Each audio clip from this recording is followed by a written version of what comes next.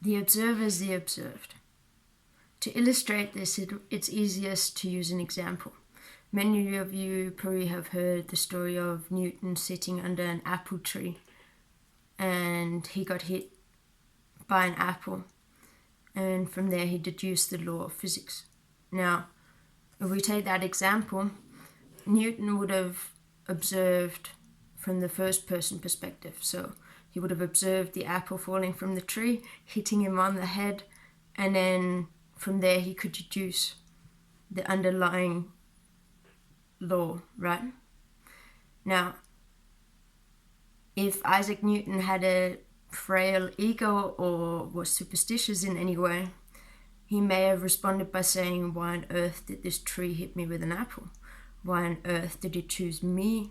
And how unlucky, or how many stars had to align for the apple actually to hit me on the head, etc., etc.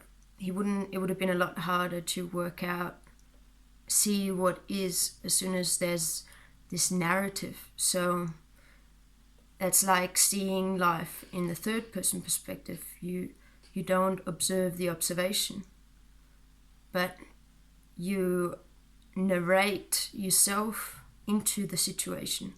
So you see everything from the third person perspective.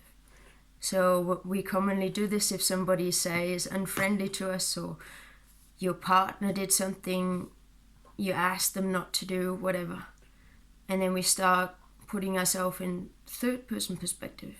And we think, now what could I have done to make him do this? What can I do to change this? How could he do this to me? I'm always friendly.